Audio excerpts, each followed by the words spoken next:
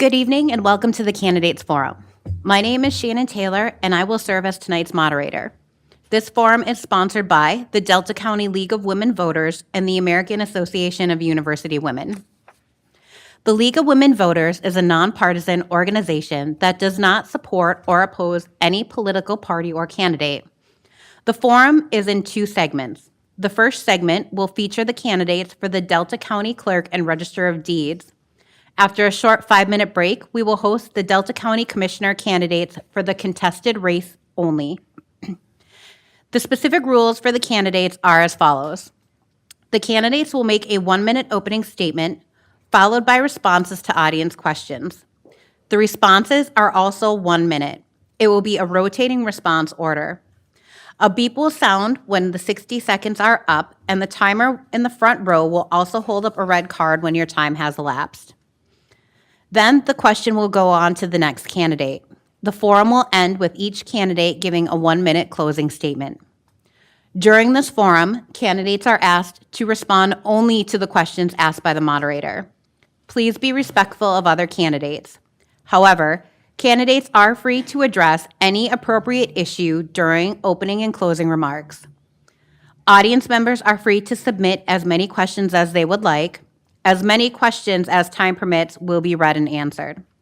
We welcome the candidates and thank you for participating. The candidates for the Delta County Clerk and Register of Deeds are Elizabeth Moberg and Nancy Przrowski. We will begin with opening statements. Ms. Moberg, you will have 1 minute. Good evening. My name is Elizabeth Moberg. I'm from Delta County. I recently graduated from Northern Michigan University, and my concentration was in organizational communication, which I studied for the past 3 years. In that time, I did learn a lot of how effective communication makes an entire organization run together, and I realized how important that is to me, especially in the place that I live. That being said, I would like to put my efforts forward to incorporate that into our local Register of Deeds office. Thank you. Candidate Przrowski? Hi, I'm Nancy Przrowski, and I have been your clerk for the last 24 years, well, almost 24 years. It will be at the end of this year. And I came into the position prior to being in this position. I worked as an office manager for a physician, and I also worked as an administrative assistant at OS Medical Group. So I brought in a lot of office skills with me and working with people, hiring, and that type of thing. So I've lived in Delta County all of my life, other than when I went to school at Michigan Tech, and I have 3 children that all live in the area and 2 grandsons. So very proud of their many accomplishments. And I've worked the last 24 years serving the public. I've done a lot of volunteer work, probably all of my life, starting when I was in college, and continued all the way through. So thank you. Thank you. That concludes opening statements. We will now proceed with questions submitted from the audience. Since the opening statement began with candidate Moberg, we will now move on to candidate Przrowski to answer the first audience question. The first question is, why are you seeking this position? Okay. So like I said, I've been working in this position for 24 years, and I love serving the public. I've brought a lot of changes to the office, upgrades and computerization, scanning, so documents are available online. And I have a great staff, and I would like to continue working in that capacity, serving the public. Thank you. Thank you. Candidate Moberg? I am seeking this position as a step forward into my future career and endeavors and the things I'd like to pursue, as I would like to be an impactful member of our county. My drive to do this stands with the things I've learned and the things that I've learned not only in a professional aspect, but what represents me and my feelings towards helping others and being representative as a whole community. Thank you. Candidate Moberg, what qualifications and experience would you bring to the clerk aspect of this position? Beyond my unique qualifications of my educational background, I have focused a lot in office work. That has been my main specialty over the past 5 years. I do like organizational work, working together, group processes.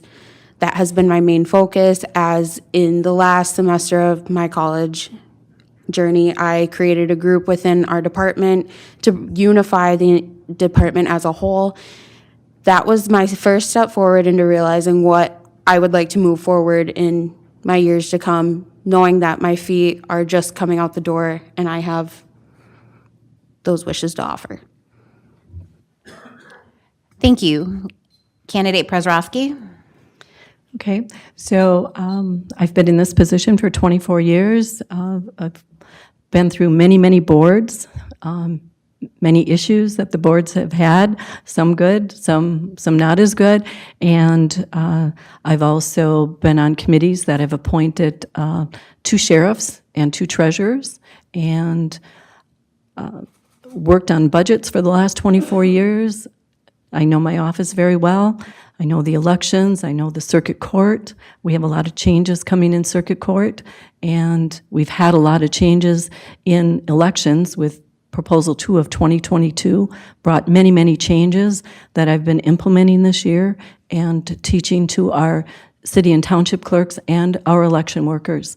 And in vital records, we've come a long way. We now have scanned images. We work directly with the state of Michigan to provide records to people of the county, anybody that was born or married in our county or passed away. So, Thank you. We'll start the next question with you. What qualifications and experience would you bring to the Register of Deeds aspect of the position? okay. Well, again, I've been in there for 24 years. I've implemented a scanning program, put documents online, made it easier to search documents because our documents were all paper documents bound in books, and that made searching a real chore, especially because they're in there chronologically and not alphabetically. So you would have to know when a document was created to and filed to try to find it. So by bringing scanned images and a new index where documents are indexed by alphabetical, you can type in a name and pull up the document within seconds. So that's been huge, huge thing in the Register of Deeds office. Thank you. Candidate Moberg? So I've had the privilege of working in an internship role where I have seen a lot of our county's documents and how far back they date, and thinking based upon that scene as to how new technological systems can be integrated into our offices as to how to move those in a more progressive way, and as was stated before, easier to find, easier to pull up in general, so those records stay forever. They aren't just a hard copy. They can be pulled up as an on-needed basis.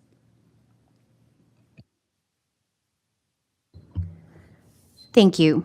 Candidate Moberg, what are the priority issues facing the Delta County Clerk and the Register of Deed offices, and how would you address them? As for internal issues, I don't believe that is something I would know offhand, as it has to be an on-hand experience to know directly, although I believe there are certain concerns as to voter integrity and managing that, having transparency within the office to other voters to know that the information that they are retaining is accurate, and being able to trust that entire process. Thank you. Candidate Przeworski? It's Przeworski. Thank you, sorry. So, well, the biggest issues facing, first, the Register of Deeds office, we're working on e-filing so that you can file different attorneys or title companies can file through the internet rather than having to mail their documents in or drop them off in person. So that's our next step, is e-filing. In the clerk's office, we're working on e-filing also. We're going to a new JIS system for the courts. That's the system that the rest of the state is on, and we're working our way over. We're almost there. Circuit Court and Probate Court are taking the lead in that aspect, and we'll be going online this Monday. So that's all been done. And as far as election integrity, we've had many audits. We've had people looking at our information with a fine-tooth comb, and we've passed with flying colors every time. Thank you. Candidate Presrocki, what is your opinion of the new state laws, SB 603 and SB 604? So those are new laws, they're not Senate bills? They deal with recounts and errors. Okay. We haven't received any of that information on how they're going to change how we do recounts. SBs are Senate bills, so they're not law yet. I know I will be meeting with other clerks from the state, and we'll be addressing those. We're usually the last to know on those type of things. Thank you. Candidate Moberg. As Ms. Presrocki said, not being a actual law yet, those are things that are set to change, and those things are going to continuously happen over time because they've been brought up because of different issues, and new issues will arise all the time. And each one, as laws are in place, are an experience to how to handle those situations. So I believe those will continue to change over time as well. Thank you. Candidate Moberg, do you feel the county is prepared for implementing the new early voting procedures in major elections? What processes should be improved? So I believe the county workers may be ready, but not completely in total the voters, as some of the issues lie within voter knowledge and education. As at the time when I was first able to vote, that was the immediate thought in my mind, is I can vote. As an adolescent, that was likely ignorance on my part because I didn't know what I was doing. And it took me time to learn those processes. As new voters arise, I think it's important that they know why they're voting, not just behind a name, but what they're actually voting for. And I believe it's really important to make those as available, that information circulating and as available to them as possible. Thank you. Candidate Presrocki. Could you repeat the question? Sure. Do you feel the county is prepared for implementing the new early voting procedures in major elections? What processes should be improved? Okay. I do feel we are prepared. We handled it very well in February, and in fact, I started the training today for the election workers. Early voting starts this Saturday and goes through next Sunday, so 9 days of early voting every day from 8 to 4 at Wells Township Hall. And every registered voter in Delta County can vote at Wells Township early if they wish, between 8 and 4. And it's hard to educate the public. We put things out there. It's in the paper. We advertise, but you know it's the word. It's a change, so people will have to adjust to it. So you can either vote early, you can vote absentee ballot, or you can vote on Election Day. Thank you.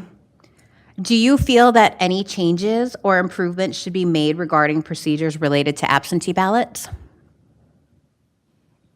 With Proposal 2 of 2022, there have been many changes to the absentee process. Permanent ballots is one of them, so that you no longer have to apply for an absentee ballot. If you put on the permanent ballot list, you automatically get a ballot until you notify the clerk in writing that you no longer want a ballot. So I think there's a lot of changes. This is the first year we're implementing them, so until we get through the whole election cycle to see what the problems are, I'm sure there's things that need to be addressed, but until we go through one voting cycle, it's really hard to say whether something's going to work or not. Thank you. Candidate Moberg? I believe there are two sides to the benefits of the absentee ballots. It could go either way. They could be great for certain circumstances as to location, availability to actually get out and vote, or on the other side, the idea of sending in a ballot and it's not quite ready to reach that point of election, because a lot of opinions, a lot of events occur at that time, and I believe that it can cause friction when you have too much time to take that to decide how you would like to. Thank you. And the next question will start again with you. Do you think the practice of publishing property deed transactions in the daily press should continue? Can you repeat that question, please? Yes. Do you think the practice of publishing property deed transactions in the daily press should continue? I believe that can be frictional. I don't see a benefit in it. So I do not believe it should continue. I believe those should be things that are managed within a Register of Deeds office and be maintained there. And that information can be requested upon need. Thank you. Candidate Prezraki? Okay. The deeds office is public. That is all public information. The Daily Press had contacted our office to ask, or told me that they were going to be doing this. I haven't heard any complaints either way.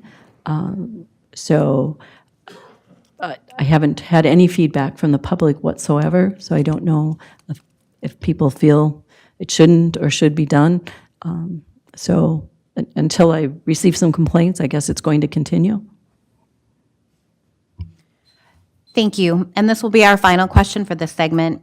Candidate Prezraki, do you feel any changes or improvement should be made regarding procedures related to ballot drop boxes? Okay.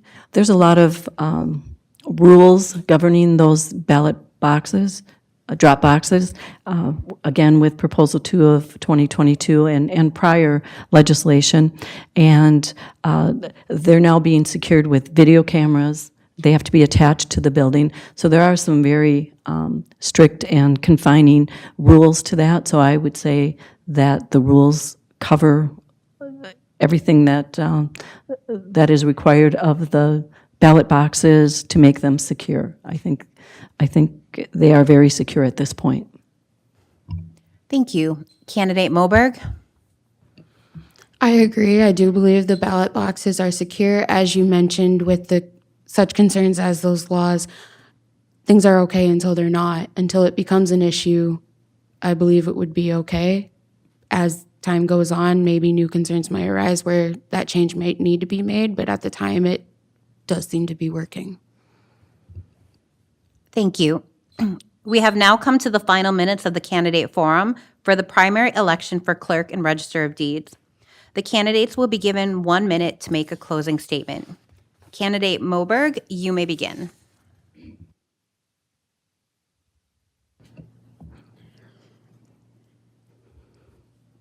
If elected as County Clerk and Register of Deeds, I would like to put the effort forward to create organization and clear, effective communication to help those. And I do believe I have the experience and the ability to fit a leadership role as well as work with leadership above me effectively. Thank you. Thank you. Candidate Prezraki? Okay. Well, I would ask that members of the public, if they're happy with the service that they've had for the last 24 years, I would ask that they would vote for me again. I want to continue serving the public and continue working with the city and township clerks. We have a great relationship. We work great together, and I want to continue all the services that I've brought to the clerk's office for veterans, for going out to the schools and educating the students on the voting processes, and just continuing those kind of relationships. Thank you. Thank you. Each of our candidates has now made their closing remarks. Thank you once again for participating in our forum this evening. We will now take a 5-minute break to set up for the Delta County Commissioner contested candidates.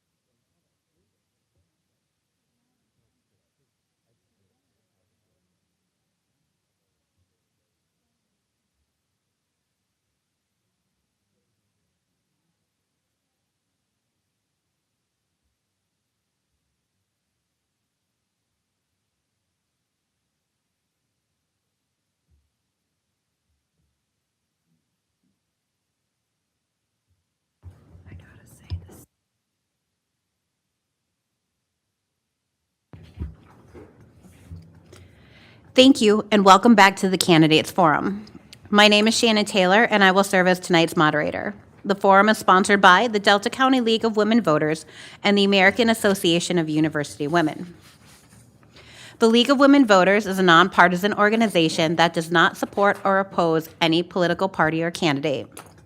The specific rules for the forum are as follows. The candidates will make a 1-minute opening statement followed by responses to audience questions. The responses are also 1 minute. It will be a rotating response order.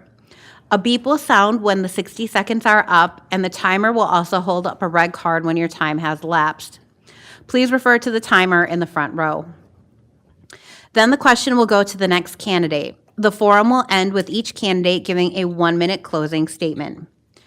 During this forum, candidates are asked to respond only to the questions asked by the moderator. Please be respectful of other candidates. Candidates' remarks will only address their views and platforms regarding the office they are seeking. Candidates will not interrupt each other. No personal attacks or statements implying another candidate's views are allowed. The Delta County League of Women Voters does not cover issues involving the character of candidates. We attempt to highlight the positions of the candidates and the policies they would promote as elected officials. However, candidates are free to address any appropriate issue during opening and closing remarks. Audience members are free to submit as many questions as they would like, and as many questions as time permits will be read and answered. In this segment, we only have the candidates that are facing a contested race. We welcome the candidates and thank you for participating. The candidates for the Delta County District 1 are John Melnar and Sandra Skiba. District 2, Patrick Johnson and Steve View. District 3, Bob Barron and Christine Williams. District 4, Jason Sacco, who declined to attend, and Kelly Van Ginhoven. District 5, Matthew Jensen and Robert Peterson. Now, if our candidates have no questions, we will proceed with opening statements. Candidate Melnar, welcome. You have the floor for 1 minute, beginning now. Okay, I have lived in Delta County all my life, so that's 71 years. I got married in 76, me and the wife had 2 kids, and they are all growing up and gone away. My experience with the county is this is my 3rd term. I've been serving the county for 10 years. I was a road commissioner also in between those years I wasn't a commissioner. And I have received a award or a certificate from the Michigan Association of Counties for being a commissioner, which very few commissioners get that. I also been a resident of Brampton Township for 50 years and paying taxes on that. Thank you. Candidate Skiba? Good evening.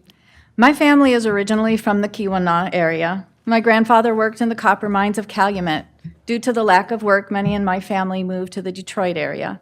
In the past 5 years, a sizable portion of my family has returned to the Upper Peninsula, to include my grandchildren. It is my love for them why I want to do everything I can today to leave them a better tomorrow.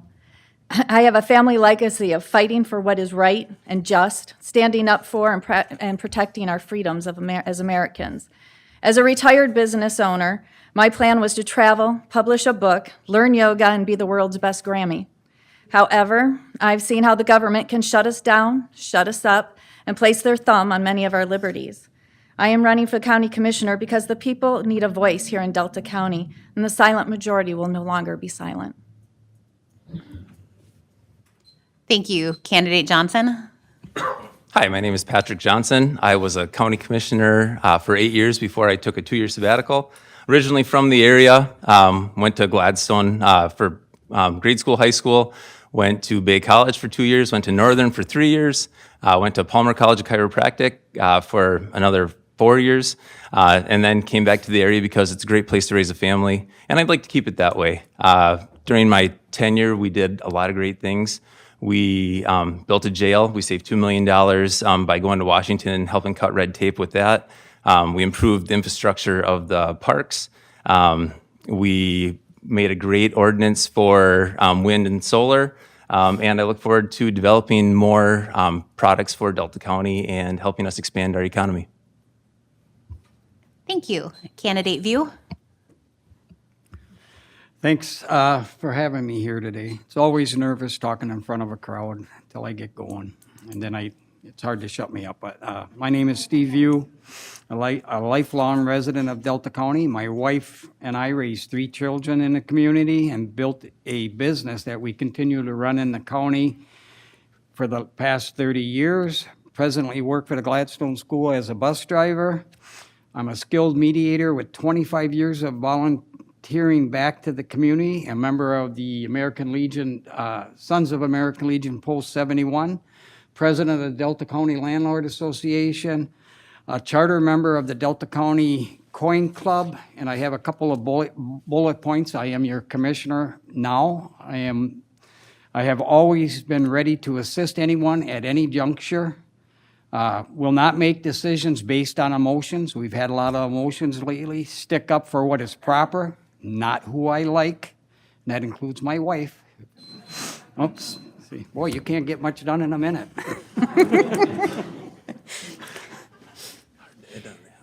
Thank you. Candidate Barron. Yes, I'm Bob Barron, former commissioner. This is our opening statement, and I have something I wanted to read here. It is telling that the public is present tonight. At April's forum before the recall, they were barred due to the League of Women Voters being intimidated and duped, along with the citizens of Delta County, by the disruptive actions of the recall group at county commission meetings. The recall group is now in control of the commission and has reduced this forum to a tragedy. Inconsistency garnishes no respect. Thank you. Thank you. Candidate Williams.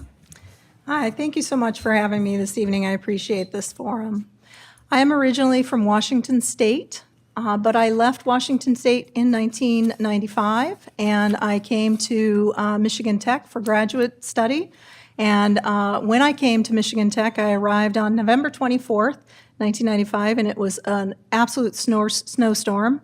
And I knew at that moment that I had found my place, and when I was there for a very short period of time, I knew I had found my people. I am very dedicated to the Upper Peninsula and specifically now to Delta County. I've been here since 2009. I retired from Bay College in 2021, and at Bay College, I served as Vice President of Operations, overseeing the departments of Facilities, Information Technology, Safety and Security, and Accreditation.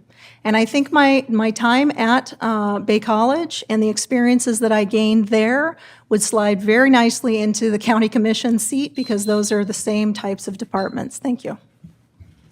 Thank you. Candidate Vangenhoven. Hi, good evening. My name is Kelly Vangenhoven. I am your current District 4 Commissioner. District 4 encompasses the greater city of Escanaba, precincts 1 and 3. So if you vote at City Hall or if you vote at the Civic Center, I am your Commissioner.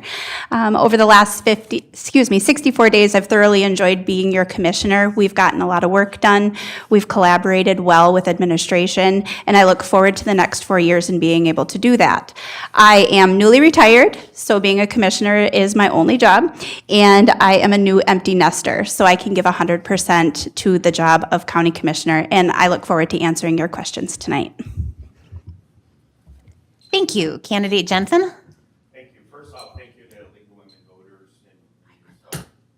Voters.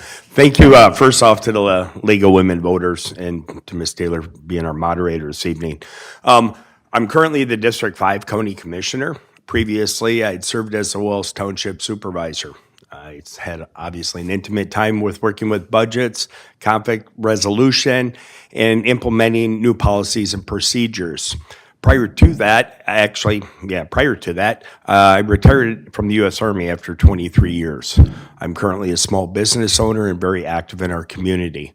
I currently sit as secretary on the UP Military Museum. I'm the president of the Delta Astronomical Society, a member of Delta County Search and Rescue, Ice Rescue, and Rescue Task Force, as well as a member of one of the local Lions clubs. I believe in our community, and And being that active in it, you hear from all sorts of people from different walks of life regularly. Thank you. Thank you. And candidate Peterson? Hello, and thank you for having me. I'm Bob Peterson. I was county commissioner for 18 months. During that time, we managed to cure a lot of problems that we had in the county. And I'm originally from Lower Michigan. I moved up here in 1980. I lived in Wisconsin for 2 years. I went to Bay College for 2 years under general studies. I've been as I said, a county commissioner, general contractor with 5 employees, ran a local motel for 7 years, again with 5 to 6 employees. I'm very well-rounded in my education and in my work experience. I have a lot to bring to the table for Delta County, and I proved that in the 18 months that I was on the board. And I would appreciate your vote. Thank you. Thank you. That concludes opening statements. We will now proceed with questions submitted from the audience. Since the opening statement began with candidate Melnar, we will now move on to candidate Skiba to answer the first audience question. Candidate Skiba, what qualifications and experience would you bring as a member of the county board?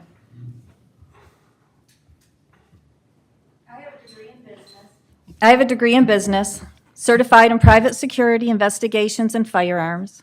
I am a retired business owner and a previous insurance agent for Farmers Insurance.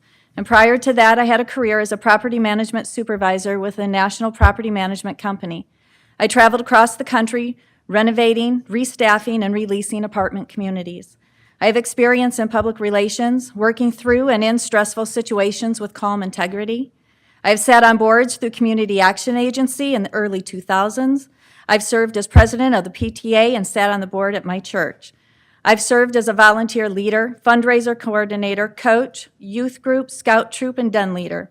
I have experience working with a truly diverse group of people. I will bring the transparent, ethical ability to work for the people, for their best interests, not my own. I am a firm believer in the Constitution and protecting all American rights. Elected officials are to be servants of the people, working for the people by representing their rights, needs, and concerns. Thank you. Candidate Johnson? Experience and qualifications. As I said previously, I served on the board for 8 years. 3 of those years I served as the county board chair. During that time, we managed to keep ourselves pretty smooth, pretty easy.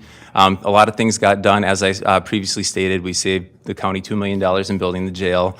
We did a great land swap where we traded Fish Dam pretty much for the Cornell property. So we pretty much quadrupled our land mass with that, and that's for everybody in the county to enjoy. What else have we done? My background is in public relations, so I have a lot of experience working with the public. The previous boards I served on the UP State Fair Board, I served on the Airport Board, I served on Michigan Works, I served on the Workman's Comp Board for the county, and I served on the Landfill Board. A few other boards that aren't coming to mind right now, but I was pretty busy while I was here, and I'd like to get back to being busy. Thank you. Candidate View? I'm up. I'm a people person. What? Somebody's pointing. It's my wife again.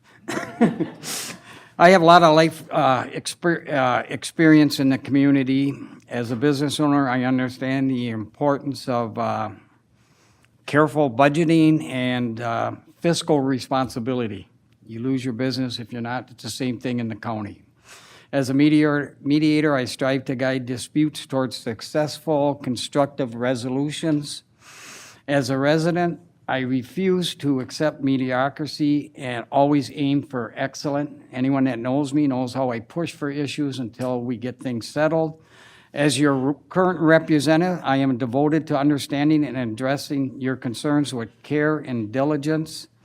I have the ability to be available anytime, anywhere, on anything throughout the county. I put everything on hold to hold. Finish your sentence. Thank you. Candidate Barron?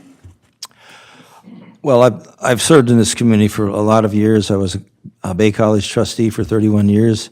I served on some financial boards for well over a decade.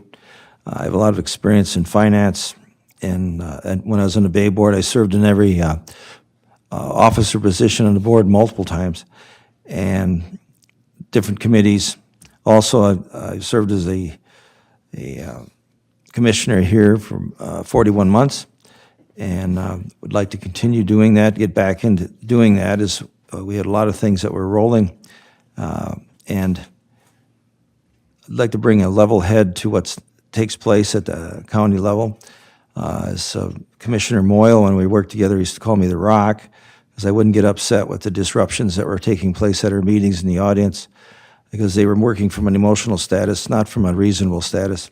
And that's, emotion will always dominate for a time, but reason will always prevail, and that's where I work from. Thank you. Thank you. Candidate Williams? So qualifications and experience, I've served on many boards throughout my career. I served as chair of the Delta County Planning Commission and the City of Escanaba Planning Commission as their chair for over a decade on both of those committees. I also served on the University Senate at Michigan Tech as vice president during the time I was there. I have volunteered my entire life, and when I was at Bay College, I served on the Presidential Advisory Council and worked interfaced with the Board of Trustees on a regular basis. And I feel like my qualifications at the college and my qualifications in other boards is very much aligns with this position. I also want to state or note that, and I just totally lost my train of thought, but it's always, it's like it just went, woo, out the, just went. That is why I have a script. Just poof. Thank you. Candidate Vangenhoven? Okay, so qualifications and experience. First off, I am the current vice chair of our Board of Commissioners with our chair, John Melner. I currently sit on the Escanaba DDA board as one of their trustees.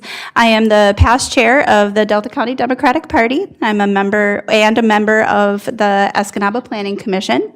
I was a member of the Community Foundation for Delta County. Currently, as a commissioner, I sit on the Airport Advisory Board, the Opioid Task Force, Solid Waste Planning Commission, Parks and Rec Commission, and the Personnel Committee. I have excellent networking skills. I have excellent interpersonal communication skills, organizational skills, and I believe the community knows me as a very approachable person from me being a tremendous giver throughout my years as a local business owner. So I believe my past qualifications and my current experience will suit me well in the next 4 years. Thank you. Candidate Jensen? Thank you. Besides what I mentioned in my opening remarks, as the current president of the Delta Astronomical Society, one of the things that I look at both there and with our UP Military Museum is how do we make our little humble area here a destination for others to see and enjoy. So one of those, if you walk out the front doors here today, you'll see a brand new Planet Walk. That previously was throughout the chamber and the Pure Michigan campaign as a place to see here. Same thing with our museum. I believe in making us a destination. And to that same, as being a member on the Airport Advisory Board, we just went to actually increase the overall security so that we can actually look at long-term being able to get larger flights in here to Delta County, which also goes to increasing for us economically what is available to come in. I'm a small business owner. I understand those tight margins. Fiscal responsibility is a big part of that. Thank you. Thank you. Candidate Peterson? Yes. I was a founder, one of the co-founders and president of Delta County Gun Owners Association. We started out about 14 years ago with 5 people. When I left in the beginning of 23, We were up to about 300. Right now, I believe it's up to about 1,000 members. I've served, in my time as a commissioner, I served on the airport board, I served on the Parks and Rec, I served on the EDA, Delta County EDA, I served on the Hannahville Task Force. I've worked really hard in the 18 months I was on. We got a lot accomplished.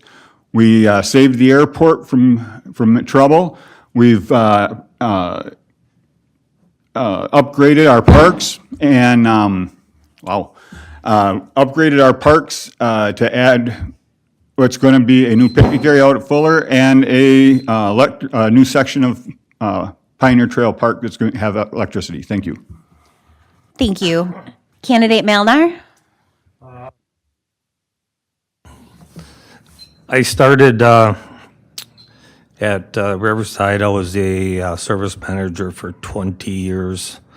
Then I changed over and went into the warranty administrator for all 7 stores, which I was also the accounts payable responsible for all 7 stores. I've been a commissioner for 3 terms. In the first term, I was on the jail committee, which ended up getting the jail built. I do sit on several boards. I do sit on the Gladstone Senior Center board, and I tried to get money for that, and it looks like the Gladstone Senior Center will get $500,000 from the work that we did to renovate it. I sit on Pathways, Road Commission, Community Action, and Thank you. Our next question will start with Candidate Johnson. Candidate Johnson, what is your opinion of FOIA and the Opens Meeting Act as citizen tools to access government? So for FOIA, FOIA is a great tool. It keeps the government honest and makes sure everything's done above board. When somebody FOIAs an item and we get that response back to them, hopefully that person's satisfied with the response and can read exactly what happened during a meeting, during an email, during any other part of the process. As far as Open Meetings Act goes, it's very important that things don't happen behind closed doors. You can have conversations with a fellow commissioner, but making decisions behind those closed doors is something that you really shouldn't do.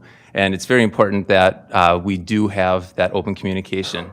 Now, where the Open Meetings Act kind of handicaps us a little bit or slows us down is where we have a need, like in our area where the weather might be really bad and we can't get as many different commissioners together for our different boards like Michigan Works Board, where we're all across the UP.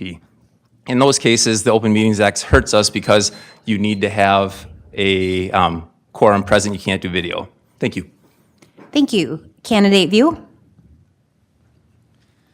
Let's see, the first part was FOIA. I'm 100% for FOIA.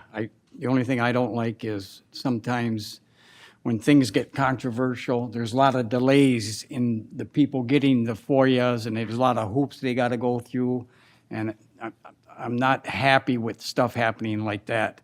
But FOIA is a great tool. I'd like to see it, all our documents and stuff that are redacted or something be able to be available to everybody in a database. They can go online, as long as it isn't confidential and stuff like that. But that'll happen in the future, probably beyond my time. The other thing is the Open Meeting Acts. Absolutely, that's been in effect for a long time. I don't want to sit there and cahoots with all the people around us so that we can come to a meeting and already have decisions made. I think it needs to be open to the public, and we need to justify why we make the decisions. And that was one of the first things I learned when I sat on the board 19 months ago. Darn it. Sorry, folks. Thank you. Candidate Barron? Yes. The Open Meetings Act has its place, and as Pat Johnson mentioned, there are times when it can trip things up, but the reality is we still end up getting things done, even if we get accused otherwise. As far as FOIA is concerned, FOIA does open it up to the public as a responsibility to the public to use it if for a positive.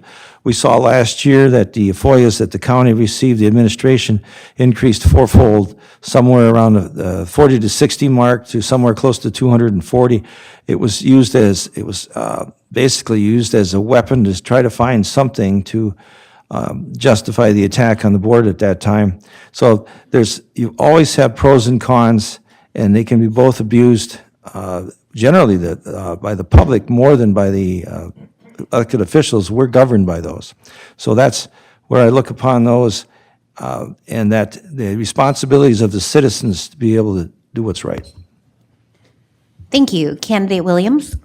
Yes, so I am 100% in support of FOIA and in support of the Open Meetings Act, and I would like to commend Senator McBroom and others who opened up the legislative side of the governor's office and the legislative side to FOIA in the state of Michigan, which is the first time in its history. So I think that's a positive step in the right direction. We all pay our taxes. We're funding the work of the government. We have a right to the documentation that is maintained or supported in the work that they do. So 100% in support of FOIA. The Open Meetings Act is, I think, a wonderful set of rules and regulations that we abide by in order to know what we are responsible to do in order to have the public attend our meetings. The Open Meetings Act rules and regulations are very well spelled out and they're very clear. And so I think that's a guiding document that helps the boards, but also helps the public. Thank you. Candidate Vangenhoven? Yes, regarding FOIA, I believe FOIA is an excellent tool for transparency in government. I support Senator McBroom in his efforts to help push legislation for more transparency through the governor's office with FOIA. Keeping a commissioner open and honest is the work of every citizen in our counties. So if you ever are questioning something and don't feel like you're getting the answer that you deserve, FOIA is a tool to be used to get your answer. So I highly encourage FOIA. As far as Open Meetings Act, of course, it is needed. We need to be able to follow a stringent set of rules.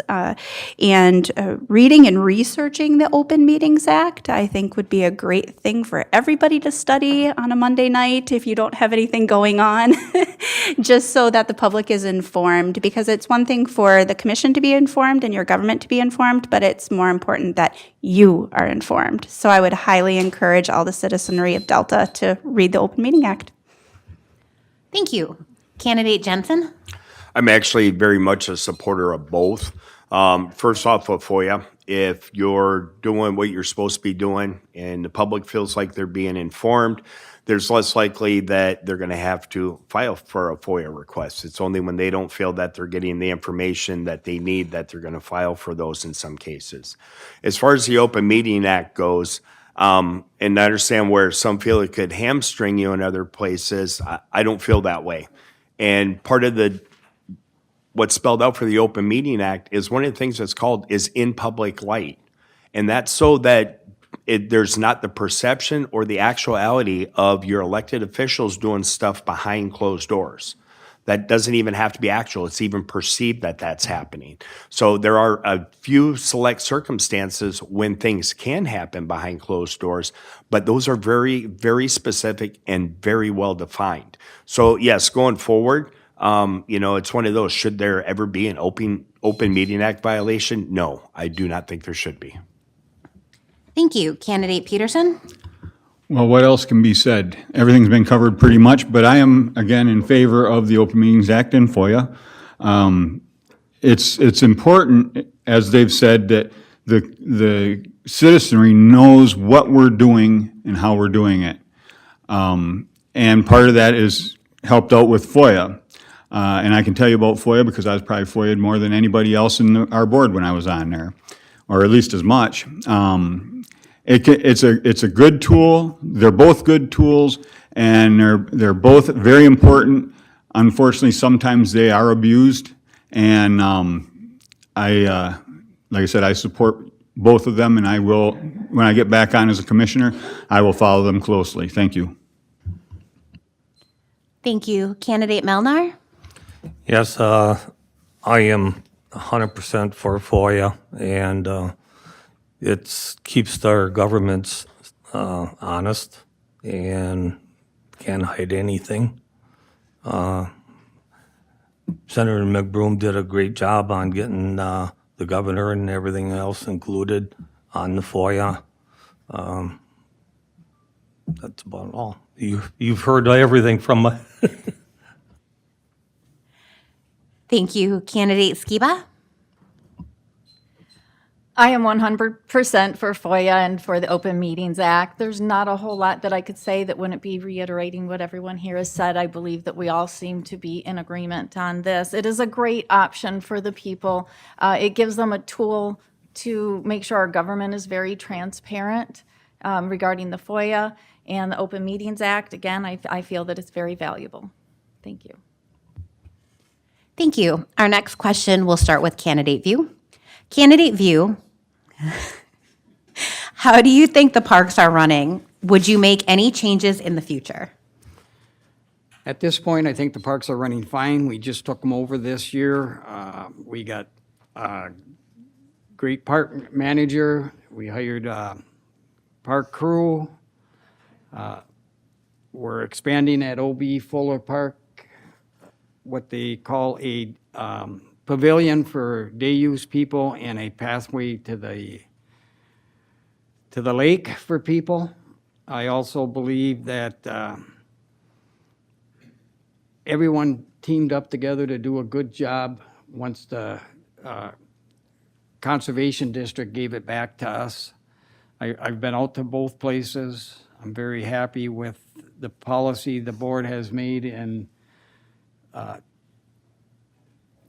transition of how you can register for slot, overnight slot, Adam, online, saving money. The parks make money. It's an enterprise fund for one thing. Okay, well, look it up, enterprise fund. Thank you. Candidate Barron? There we go. Thank you. The parks are in excellent condition as OB Fuller and Pioneer. The controversies that we had over the parks were not over that the parks were running poorly. They were, main part of the parks was that they were running well. Back in 2010, they were on the verge of being closed down. There was an excellent job. The Soil Conservation was asked to take them over. They did an excellent job, brought them up to points of destination. And as Fuller and Pioneer are doing well, I think in the future, we need to look at the Rapid River Falls Park and Sac Bay as to increase their development for greater use in the county. Those are two excellent land areas that can be used in the future. And I think these foundation of the two, Fuller and Pioneer, will help to propel that. Thank you. Thank you. Candidate Williams? So when the county took over the parks this year, I was super excited to see that they were that your ability to reserve is now online, which should have been done years and years ago. So I was super excited about that. But there is one thing, and one thing that is incredibly important relative to the parks right now that this county must do, and that is update their 5-year rec plan. Their 5-year rec plan is expired right now, but it's absolutely critical that that gets updated, and because once that's updated, you can apply for funds from the Michigan Trust Fund, and that's a 75% savings on any project that you fund within your parks. So I find it to be fiscally irresponsible of the county not to have that 5-year rec plan in place, and I would like to see that updated, and it would be one of my priorities. Thank you. Candidate Vangenhoven? Yes, the parks are running very well under our leadership of our park manager, Steve Weary. We are set to hit an all-time high on revenue this year. I learned that this morning. Currently with the Parks and Rec Commission, which Commissioner Jensen and I sit on, we're moving forward with bylaws and policy creation, new rules and regulations for our campers at our parks. We are either at or near capacity every weekend for O.B. Fuller and Pioneer Trail Park. The parks manager, Mr. Weary, I met with him this past week, and he said that his staff is doing an excellent job. He's very satisfied with his staff, and he has had little to no problem with any of his campers that he has staying at those parks. Also with the Parks and Recreation Commission, we are beginning to collect data for our 5-year rec plan. We have instructed our manager Weary to request data from other counties so we can start formulating that plan. Thank you. Candidate Jensen? Yeah, part of has already been said. One of the things, we're on a record year for our parks this year. And it'll be substantially more than the previous years. The advent going in with the day use area and pavilion at Fuller, that will actually start to complete that area. The 5-year plan, and it's how important that is. Without it, you can't apply to the DNR Trust Fund grant program to receive those savings. That's been expired for 2 years. So we are currently in the process, along with the bylaws, with the Parks and Rec Board, is to actually have that completed for this December so that the county is in the position to be able to apply in February for those funds from the trust fund grant. So without that, it makes you can't even apply through that program for those savings. So that's one of those that is already in the works and will be, the plan is to have that ready to go for December. Thank you. Candidate Peterson? Yes, during my time as commissioner, I was very involved with the Parks and Rec. Matter of fact, I was involved with the Parks and Rec prior to me being a commissioner when I was on the board for the Conservation District. One of the biggest things that we did, and I thought it was very insightful, was we made sure that the money that came into the parks stayed with the parks. It did not go into the general fund of the county. I knew that, or I figured that if it went into the general fund, it would be used for other things, and the parks would go right back to where they were 10, 12, 15 years ago.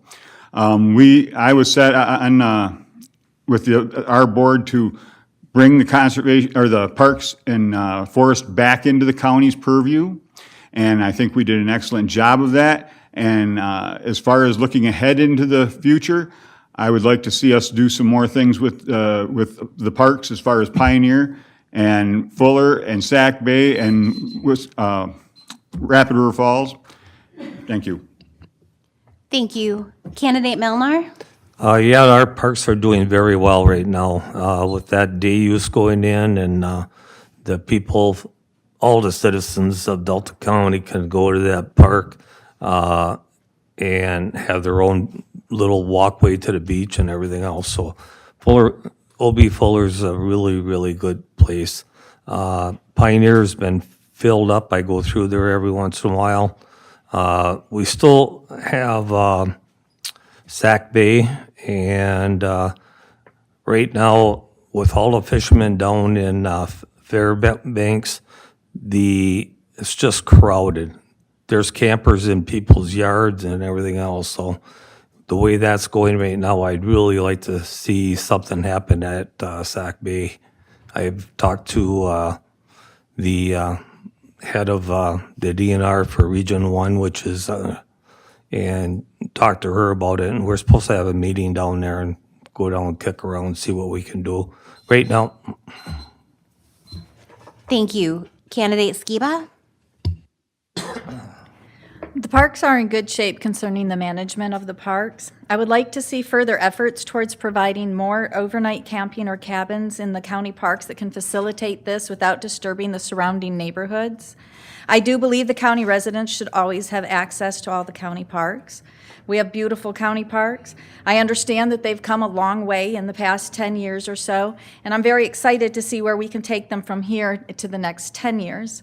I will support efforts and help in any way that I can to facilitate improvements yearly so that the parks will benefit the residents and help bring more revenue into the county. Thank you. Candidate Johnson? I also believe the county parks are doing great. I would like to see some expansion, especially the county forest. I'd like to see Sac Bay be developed more. I'd like to see Rapid River Falls Park go through the development that was started while I was there. One thing that we were set up really nice for was from the Conservation District. They made it so we would do very, very well. And I think we're still riding on doing very well. So especially, like, real good thanks to the Conservation District for all their help in helping us to succeed. I would like to make sure that we do check on it pretty regularly. I don't really want to change anything as far as the management goes, at least until we reassess it in 3 years, just to make sure that we're never going to get back to the Pioneer Trail Park that was in my childhood. That was a disaster, and I don't think we ever want to go back there. So let's keep it up and keep going. Thank you. Our next question will begin with Candidate Barron. Candidate Barron, what would you do to help with the veteran service organizations being too busy with over 3,500 veterans and not enough help?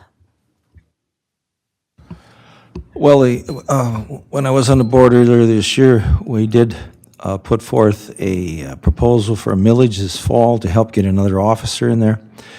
So we waited for the VSO officer there for Dave Wire to come up with what he direction he wanted to go. So it took quite a bit of time to pick out the right direction. There was a number of different options. It isn't something that you could make an instant decision on. There was multiple ways for millage and funding and other aspects of it.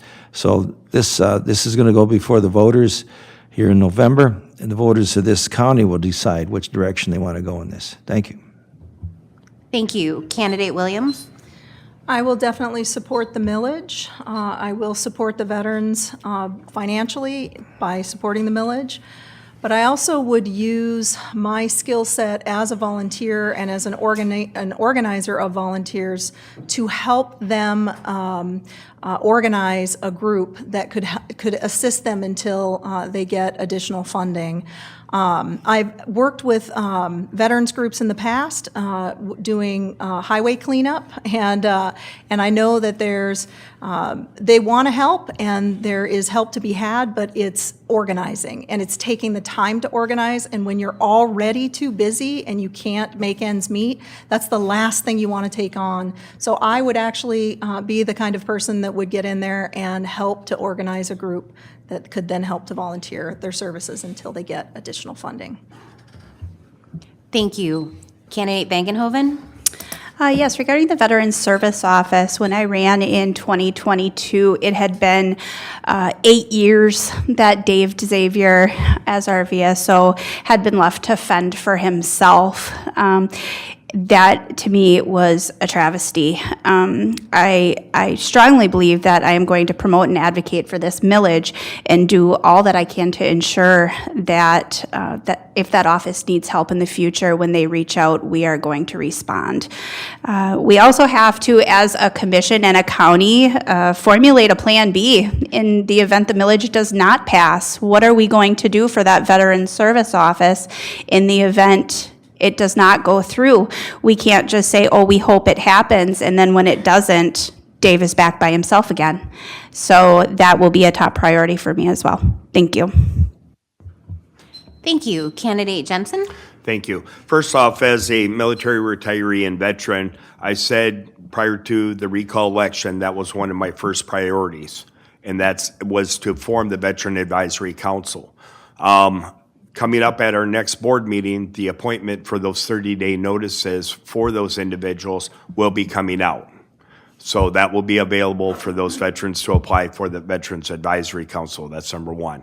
Number two, that council will be there it will be required when the millage passes, but even if the millage for some reason would not pass, that's part of Plan B. So that way, it would still be able to be that conduit for our VSO to be able to get that information from his office back out to those that actually need his help and services. For individuals in this county and their spouses and loved ones, that's their first stop. And so, yes, you see almost twice the state average for a veteran demographic here, but you also have to include their spouses and family members. Thank you. Thank you. Candidate Peterson? Well, first off, I'd like to thank Mr. Jensen and all of our veterans that served this country. My father was a Marine in World War II over in the South Pacific, and I know the last 3 years he was alive, he lived with me, and I can tell you how much trouble we had getting help for him. And so I know that the county does give David Xavier some money at this point, but it's not nearly enough. I'm pushed for the millage, and I will push to get that millage passed. And if it does not pass, which I would be thoroughly disappointed if it doesn't, it's such a small millage. I believe it's 1/10 of a mill. So if you have a $200,000 house, it would be equalized value would be about, if it's a $200,000 house, it'd be $100,000. It'd cost you $10 a year. Anybody can afford that. So I'm hoping that it does go through, but if it doesn't, then I would like to be part of the solution to help him out after that. Thank you. Thank you. Candidate Melnar? Yeah, that millage, I am all for it, and I will start pushing through the Township Association also to spread the word, to see if people, make sure people do vote for this. Dave, about 5 years ago, I went to the airport and went and talked to him because his office was over there, and he told me, he says, I am so packed in here, I can't do no more. So at that time, I wasn't a commissioner, but I did call one of the commissioners I know very well, and she got things moving and got him over to where he is now at a service center. So that's all. Thank you. Candidate Skiba? I absolutely do 100% support the millage to support our county's VSO. Approximately 10% of our county has served our country and calls Delta home. 10% of our community was willing to put their lives on the line to serve and protect our rights and our American way of life. I have been impressed with the local veteran services that we have here in Delta County. As a wife of a disabled Marine, I am looking forward to learning more about the programs they offer and supporting this extremely valuable service. I'm interested in learning more about the Veterans Advisory Board that's being implemented. It's a terrific way to include the veterans in what is happening within the VA and an opportunity to help the understaffed and overworked VSOs. I believe to fully support the veteran, we must also support their families. The needs of a military family are sometimes different from families that do not have one or more members serving or who have served our country. Thank you. Thank you. Candidate Johnson? So I would agree. Our VSO is overworked and has under resources. Unfortunately, right now we need to be as fiscally responsible as we can. And while I think the board did a great job in appointing the advisory board, that was a very fiscally responsible way just to say, okay, this is a start. Once this millage goes through, then we can move on a little bit more. If the millage doesn't go through, well, then we're really, like was previously said, we're really going to have to look at what is important, what is important. To me, keeping jobs in the county is very important. And as we can offer the services to our VSO and to our veterans, we need to continue to do that and continue to grow that position. Thank you. Thank you. Candidate View? It's kind of nice to be last. I agree with everyone has spoken about tonight. I just want to let you know that as commissioners, we can't know everything, and we have to rely on other people. My grandson just came back from active duty, South Korea. Guess what? I went with him to the VSO. I sat through an intake, all except for the HIPAA stuff, the medical. But So I have a great idea of what happens for our veterans in the community. I tried to get money prior to this millage to see if we had money in the general fund to start it right now, even before the millage. And I just think it's time we start serving those in our community that served us so we can say what we want anytime, anywhere, and not be stifled. So God bless our vets. Oh, perfect. Thank you. Our next question will start with Candidate Williams. Candidate Williams, what would be your top 3 priorities as a county commissioner?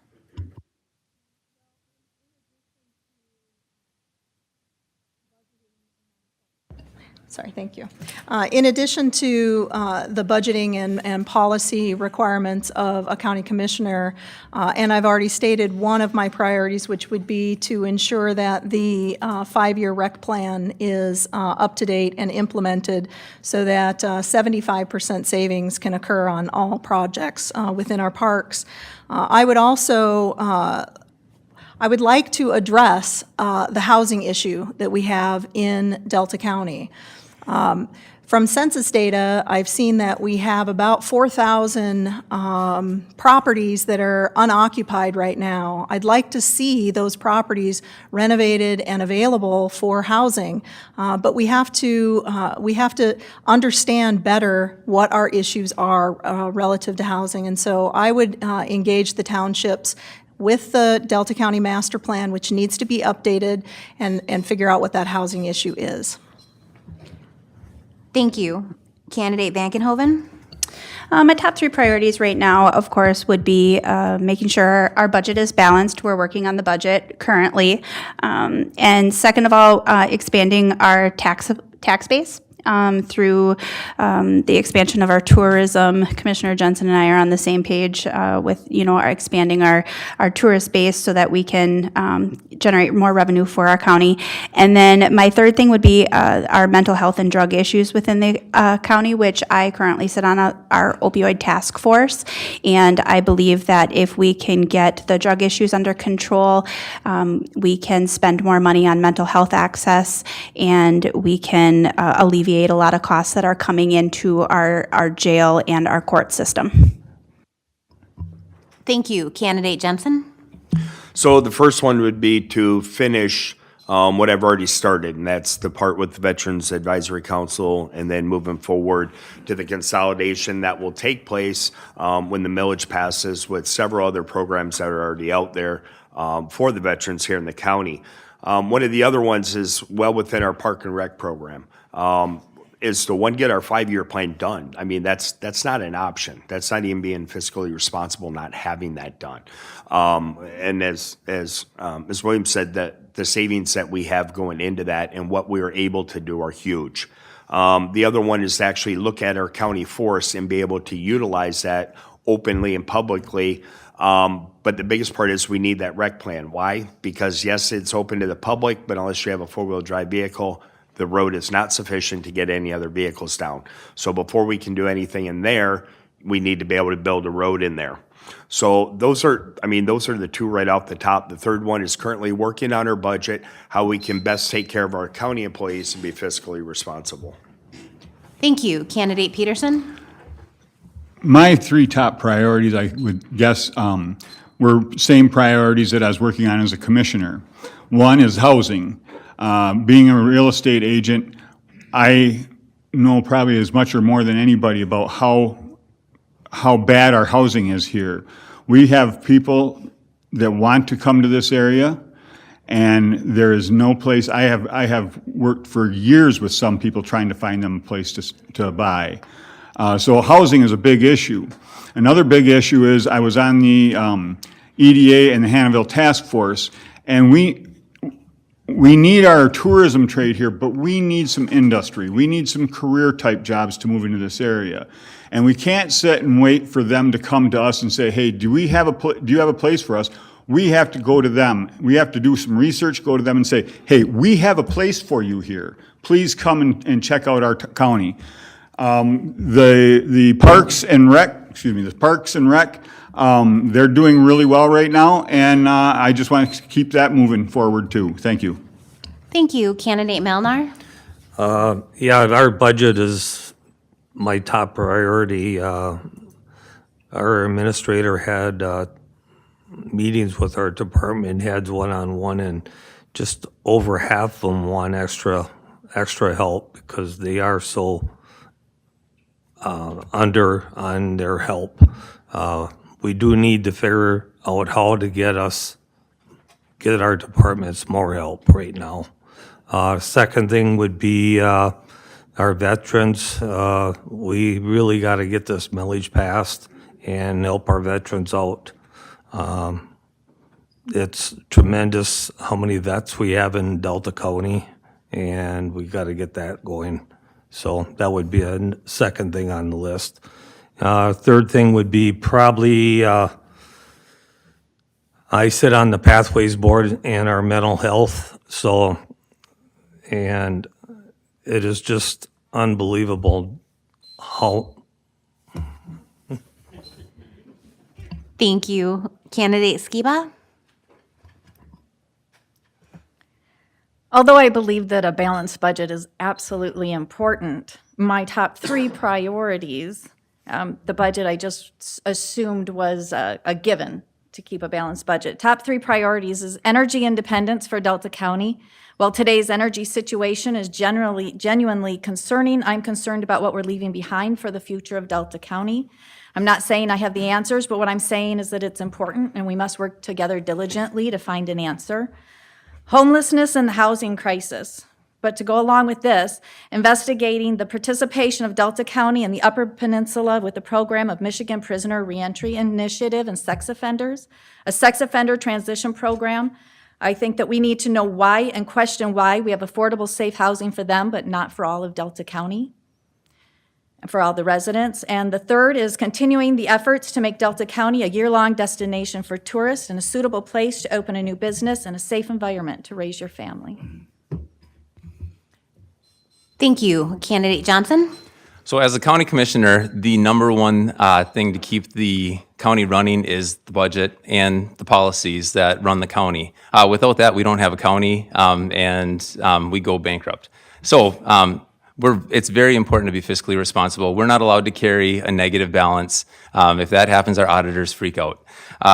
One thing I would like to do is build goodwill back into the county. The FOIA requests that we have, it seems to me with the massive jumps of FOIA requests that we don't trust the answers that were given by our administrator. And if you think the only way to get an answer is a FOIA request, well, we have administration for that. They will often give you an answer. If you're not satisfied with it, then yeah, get a FOIA request.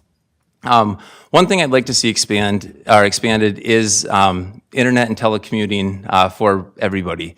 The silver lining of COVID was that we found out that we can do a lot of work from our homes, and that means that a lot of people can come here and help grow our community to be more diverse and a little bit better. So that is also a goal. That was 2. Thank you. Candidate View? Boy, that was a lot of good stuff. I'm going to take a little different angle. I think staff, employees, and management will come to us with the priorities that the county commission needs to take care of. And I like this question because I get to tell you what I personally think I should be working on or working with the citizens with. First, enhance transparency and accountability. Support of our vets, and a lot of this was probably already said. Recruit and retain the best employees. Maintain a healthy fund balance. As a business owner, that's important. I'm advocating for a complaint policy procedure. Support some form of Zoom. I don't know what it's going to be yet, but I do support something. I also advocated in the beginning for ADA compliance with our website, board agendas, and et cetera, like that. Wow, thank you. Thank you. Candidate Barron? Okay, a lot of things have been mentioned on this. The biggest job of as a commissioner is solving problems. something I have a lot of experience in is being a farmer. That's most of what my job is. But when it comes to solving problems, you have a cause, you have an effect. Quite a lot of what the county does is works on effects. And you can work on effects for infinity and not get it solved. You have to address the causes. Just one example is our mental health situation. The description of mental health can be put in one word: confusion. Are we diminishing the confusion to our young people and our people in general, or are we enhancing it? Unfortunately, we're enhancing it. They're confused on what gender they are. They're confused on, they're taught that as difference. We have a whole lot of issues that are out there. And if we don't go after the causes, we'll be working on effects, as I said, for infinite in infinity. So that's the way, that's where we need to work on. And as far as individual ones, it's strictly work on causes. Thank you. Our next question will start with candidate Vangenhoven. Candidate Vangenhoven, do you have faith in the integrity and security of our county elections? Yes.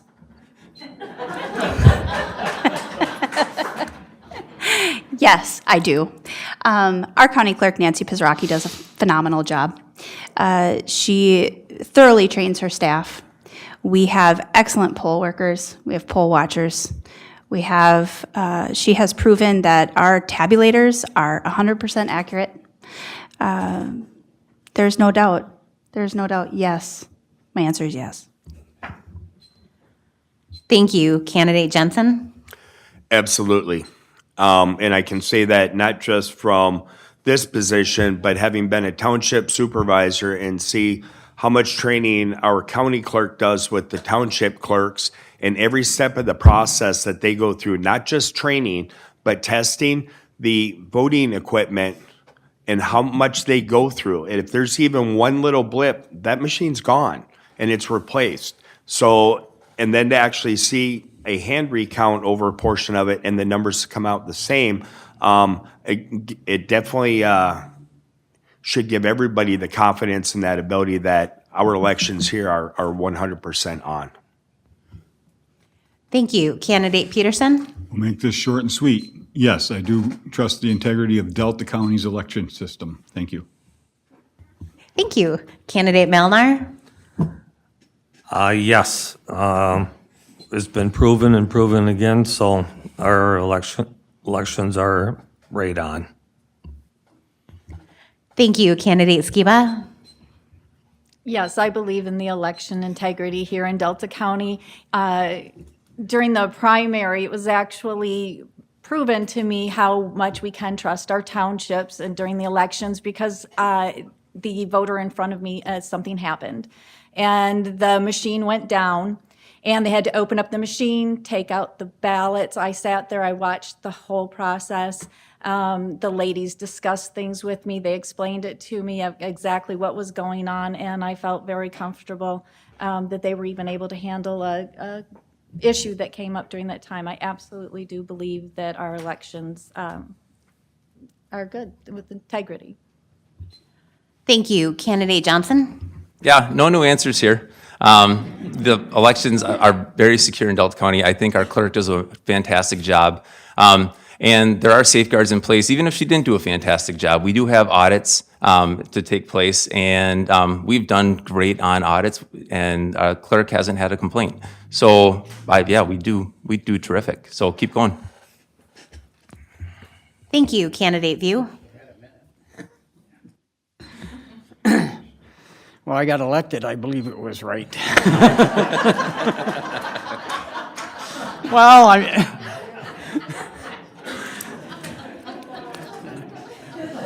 well, we got to have a little humor once in a while.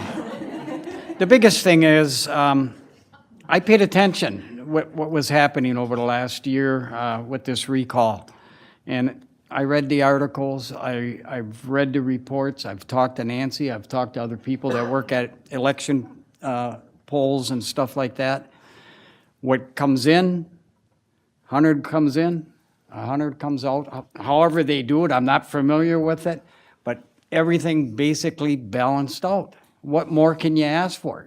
As far as the whole country goes, I can only speak for the county I love and live in. Delta County has, and will always have integrity in their election process. Thank you, Candidate Barron. Yes, I've had a number of discussions with Nancy Prozraki, our clerk, about how our elections take place, and I believe the counting has been well verified, as has been said here. One of the things that we have gives me a little bit of concern is that on the your absentee ballot drop boxes, once that ballot is received and it's taken out of the original envelope, the envelope that it's returned in, the envelope on the inside goes into the counting box. That's where your numbers take place and you do your counting. The question is, those ballots coming in, the original, were those voters actually active? Were they actually alive? See, that hasn't been really checked that close. The counting of the actual ballots coming in has been, and I believe that the faith and integrity of that is correct. But we have had instances of ballots being stuffed. So anyway, that's it. Thank you. Candidate Williams? Yes, I do believe in the integrity of Delta County's election process. And I just want to put a shout out to Nancy P. Because I was present during the time that she volunteered her time at night for the Conservation District's election that took place, I don't even remember when, June or July, June. She volunteered her time along with a couple of other folks that she brought in and spent hours and hours hand opening and hand counting those ballots. It was a very eye-opening process to go through and watch, and she was extremely thorough. So I have a lot of respect for the work that she does, and I think that we have much integrity in our local elections. Thank you. Thank you. Our next question is going to start with Candidate Jensen. Candidate Jensen, how do you see your role as a county commissioner in the appointment of the members of the local board of election canvassers? So the way that part works is both of the parties actually send or recommend their individuals to the county board. Those, at that point, it's the commissioners will take what those parties recommend to them as the two individuals and an alternate.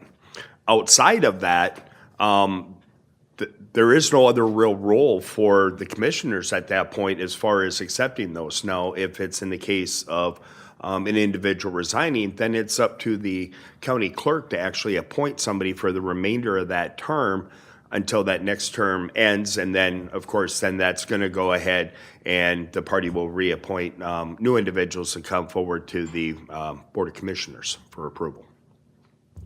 Thank you. Candidate Peterson? Well, this is kind of hard to answer because he answered it. At this point, what do you add to it? The county board carries a great responsibility when it comes to the Board of Canvassers in picking people that are honest and have integrity, actually accepting the people that each party puts forward. There's 2 people from the Republican Party, 2 people from the Democrat Party, and then there's 2 alternates. And like I said, basically just verify that those people are, in fact, Republicans or Democrats, and that's the role of the county board. Thank you. Thank you. Candidate Melnar? There's not much else to say. I mean, those two kind of took it all in, and yeah, if we ever did have to, or when their term's up, the county board would be the ones that would elect. Otherwise, if somebody resigns like that, Nancy is the one that takes and puts the person who in that place. Thank you. Candidate Skiba? Well, I do know that it's something that I'm learning this evening. Regarding this, I don't have an answer. However, I do know that the right answer is going to be one that represents the people. Thank you. Thank you, Candidate Johnson. When you first hear the question, you go, wait a minute, is it as easy as I think it is? Or is there something I'm missing? So yeah, at what was previously said, the two parties put their two people in, and then they get approved, and we move on. Thankfully, it's not any more complicated than that.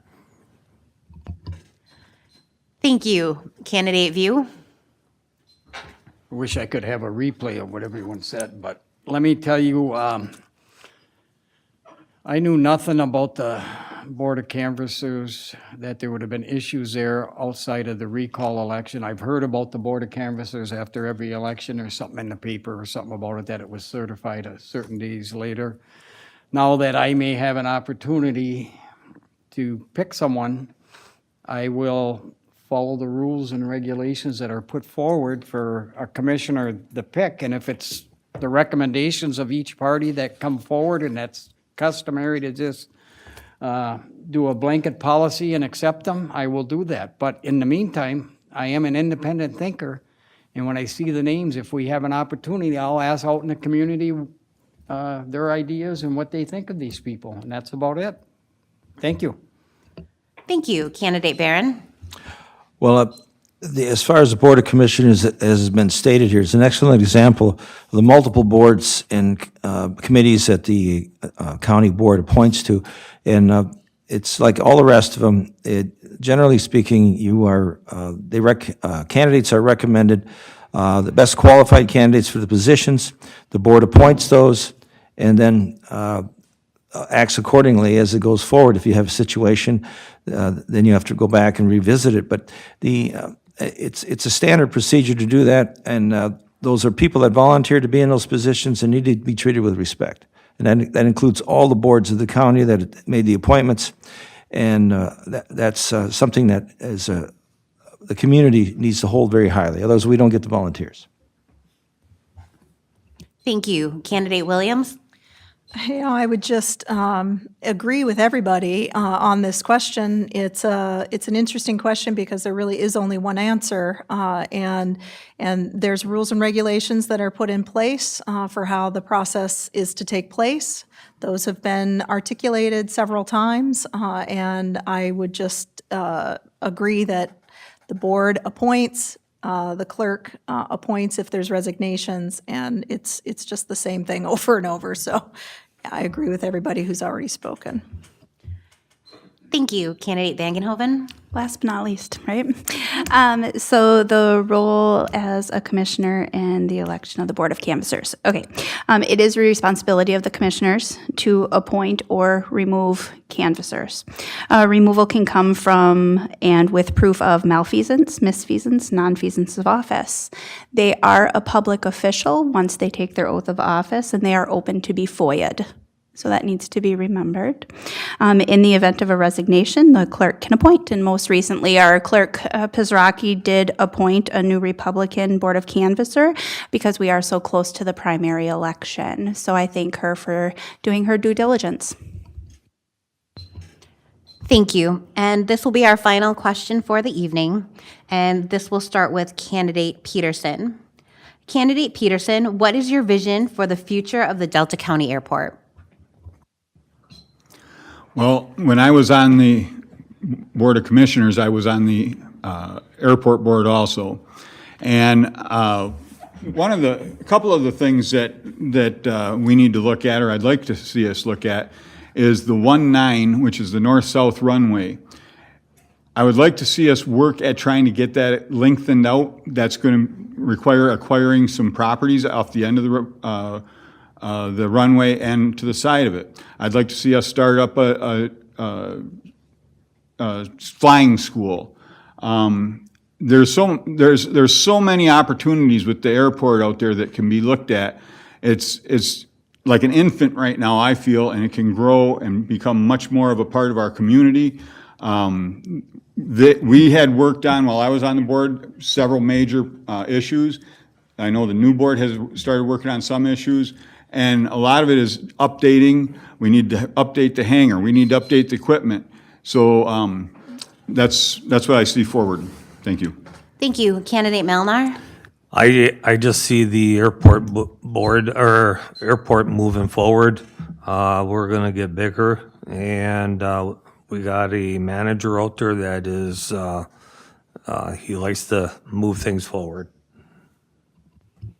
Thank you. Candidate Skiba? From what I understand as of today, the airport is in good hands and has passed all the needed inspections. I would make sure that there are checks and balances between the airport manager and the county administrator, who is the airport manager's boss. The commissioner's job is not to micromanage the airport.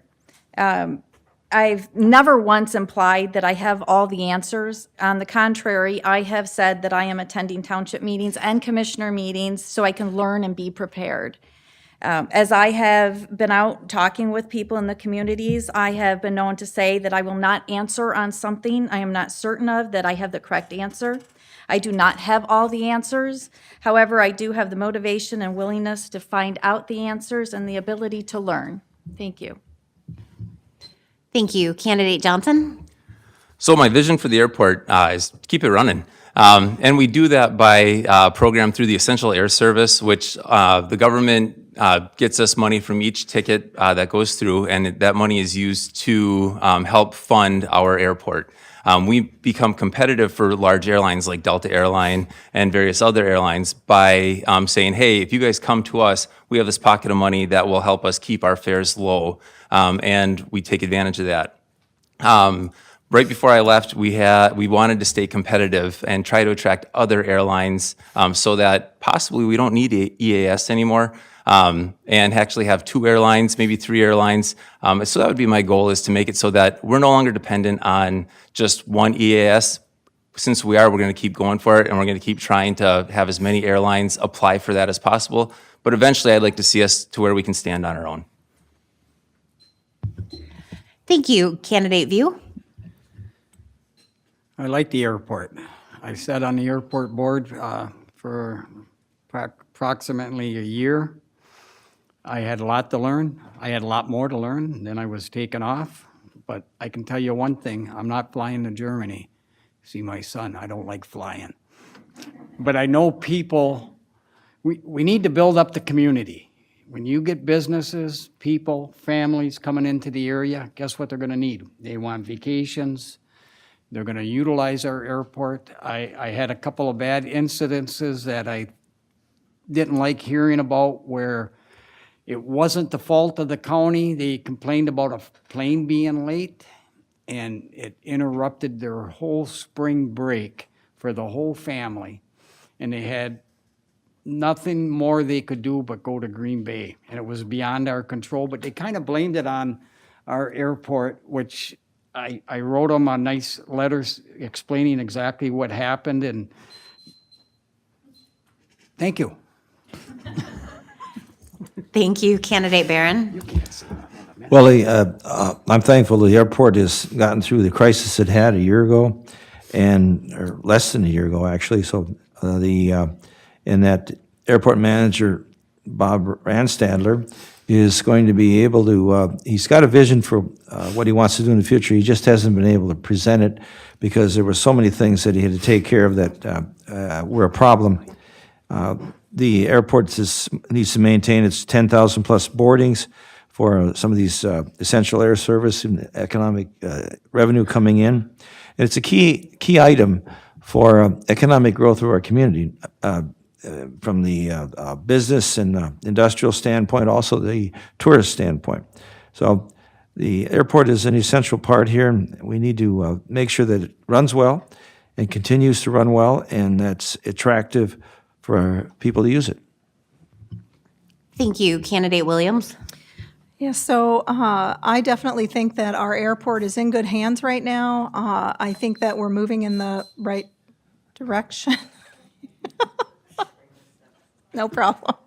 I think we're moving in the right direction. We are a centrally located place in the Upper Peninsula and obviously Wisconsin as well. So we are or have the potential to be a regional hub, and I can see that happening in our future. I think we need to support Mr. Ransadler in the work that he's doing. I have been in a position similar to him where I was brought in and had something that needed to be cleaned up, and I felt like I couldn't actually do what I needed to do or be a visionary in the place that I was working at the time because I was trying to get through an onslaught of material. And so I look forward to the day when he feels that he is beyond that and can be a visionary for us at that airport. I think he is a great person in the position, and I look forward to what he will present to us in the future. Thank you. Candidate Vangenhoven? Yes, in 2022, when I ran for election, the expansion of our Delta County Airport was one of my top 3 priorities. I felt that our airport could be a larger success than Marquette, in fact, just because of our location being centrally located. Currently, I sit on the Airport Advisory Board with Commissioner Jensen, and we have 2 things that we're currently working on, a plane pass program and a refueling truck lease. We are also looking at the expansion of runway 119. Currently, I'm working with our manager to create a procedural manual and a turnover binder. So what happened last June doesn't happen again. Our airport advisory board is transitioning into an active board versus an advisory board because many hands make light work. And we need better flight schedules. We need an updated terminal. Those things will come with time. I think our employees at the airport do the best they can. They're our biggest asset, and we need to treat them as such. Thank you. Candidate Jensen? Thank you. You need 2 things for economic growth in a community, a seaport or an airport, and we have an airport. My 23 years in the military was in aviation. So as my fellow commissioner said, sitting on the advisory board for the airport, it's already really helpful because we already speak at the same level on the same language with other things. So one of the things going forward is the security portion to get larger planes, but those slightly larger planes also make us more competitive. And more competitive down the road means those potential for other airlines where they have to bid for us, not the other way around. So that's one of the biggest parts in there with it. There are some expansion plans coming. There's actually some that have currently been approved that are getting ready to go through the approval process with the FAA right now. We're blessed in one part in that the programs that we work through at the airport, a lot of those are actually funded by the FAA. Thank you. Thank you. Candidate Peterson?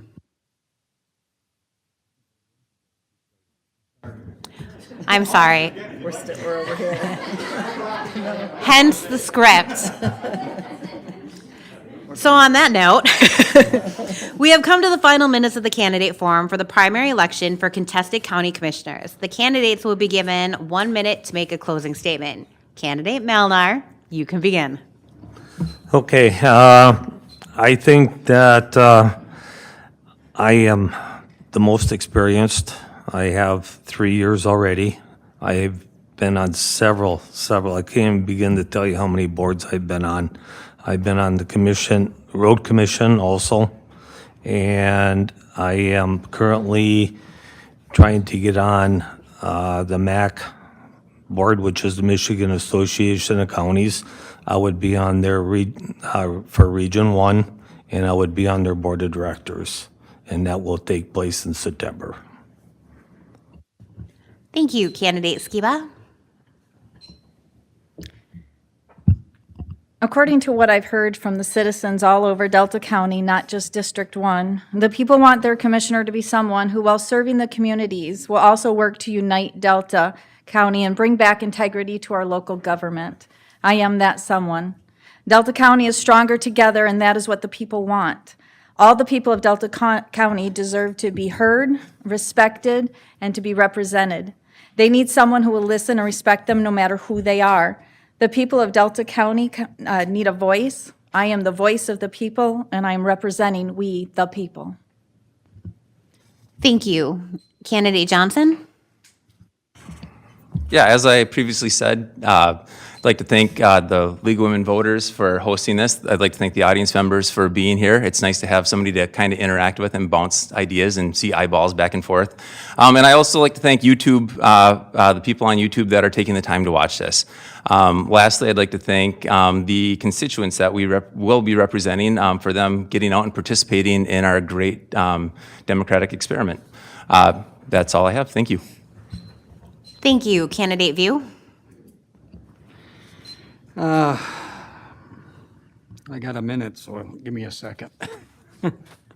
Well, the number one request for what our board has went through over the last 16 months, I would ask anyone when they hear something that seems out of the ordinary from your representatives, and if you're genuinely concerned about what your elected officials have said or supported, please make an effort to ask and hear it firsthand from your elected representative.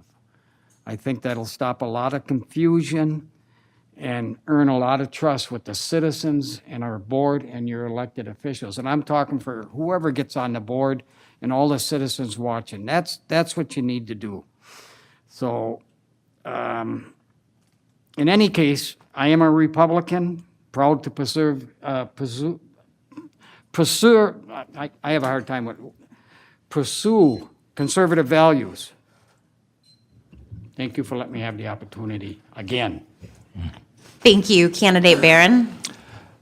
This primary vote will decide if Delta County descends the path of DEI, that is, equality of outcomes, victimhood, the denial of excellence and merit. The latest example of that taking place in the country is the Secret Service failure, or will Delta County ascend the path of the constitutional representative republic, the rule of law upon which we are founded, where every citizen has an equal opportunity to succeed?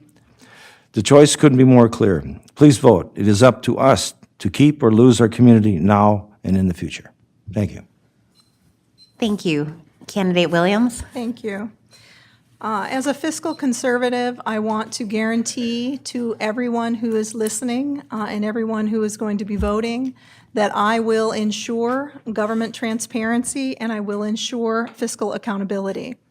I also want to let you know that my career in IT, information technology, and efficiency planning, I think would be a huge asset to the Delta County Commission. I am an honest, competent, and experienced candidate, and I hope that I have earned your vote. Thank you for being here. Very much appreciate this opportunity. Thank you. Candidate Vangenhoven? Thank you to the League of Women Voters for hosting this forum tonight. Thank you for the audience in attendance for coming out to listen to what we had to say. What I would like to say is that after a lot of hard work and tons of support, I reached my goal of becoming a county commissioner in District 4. It's something I'm very proud of. Since being elected and taking my oath of office, I have proven that I'm a doer, I'm a go-getter, I am a critical thinker, I'm a calm voice, I'm organized, effective, I do my homework before I bring items to the table for discussion. I look forward to the opportunity to run in November in the general election against my Republican candidate. And if you would like to see me in for another 4 years, please vote this August 6th. Thank you. Thank you. Candidate Jensen? Thank you. First off, thank you to everybody here. Again, thank you to League of Women Voters and also to those that are watching on YouTube this evening. In 64 days of having been in office, it's really tough in 1 minute to account everything in every committee that we've actually accomplished. It is actually a tremendous amount that's already been accomplished just in the last 60 days. So one of the things going forward is, one, to see some of those come to fruition. And I've mentioned the Veteran Advisory Board. There is plans for the park and rec programs as well, and for the expansion and making sure that our airport's competitive to help us become more economically viable in the future. I very much would like to continue as your representative for District 5 as County Commissioner. And for others that are out there, whether you're decided or not, the biggest thing you can do is just please go out and vote. Thank you. Thank you. Candidate Peterson? Yes, excuse me. I guess what I would like to say is, when I was on the board for the 18 months, I devoted most of my life to trying to improve the Delta County. I probably worked more on county issues than I did on my own issues or my work. I spent a lot of time learning about the county, the airport, the parks, planning commission. As it was said, too many boards and commissions to name. I was very close working with the sheriff. Him and I had a very good relationship. I would just like to have a chance to come back, complete the things that I was working on when I was on the board, and advance this county economically and housing-wise. This is such a great place. I've lived here 40 of the last 44 years, and I can think of no place else I'd want to be. Thank you. Thank you. That concludes our closing statements. Thank you to the candidates for your participation tonight. The League of Women Voters has provided an online voters guide, which can be found at vote411.org. Vote411.org is a one-stop shop for election-related information. It provides nonpartisan information to the public. It is already available. A recording of tonight's forum will be available on the Delta County League of Women Voters webpage at lwvdeltacounty.org. We hope that the audience has found this evening informative and helpful in determining for whom they will vote. Please make your voice heard by voting in the Tuesday, August 6th election. The polls will be open from 7 a.m. until 8 p.m. For those who are unable to be present at the polls on Tuesday, August 6th, absentee ballots may be obtained at your township or city clerk's office. In addition, early voting is available for all Delta County residents July 27th through August 4th at the Wells Township Hall. Please call your local clerk for more information. Absentee voters are encouraged to return their ballots as soon as possible, but every ballot will be counted if received by 8 p.m. on August 6th. If you need additional election information, call your city or county clerk's office. We would like to thank the City of Escanaba for the use of council chambers and broadcasting the program, and thank you to our local media for publicizing tonight's forum, and a special thanks to our audience for your participation. Before ending tonight, we, the Delta County League of Women Voters, would also like to remind our viewers that if you find our forums informative and you believe that voter participation is not just a spectator sport, we urge you to join us. We are always open to new members. Any interested man or woman can contact us at deltacountylwv@gmail.com. For the American Association of University Women and the Delta County League of Women Voters, who sponsored this evening's forum, I'm Shannon Taylor. Thank you and good night.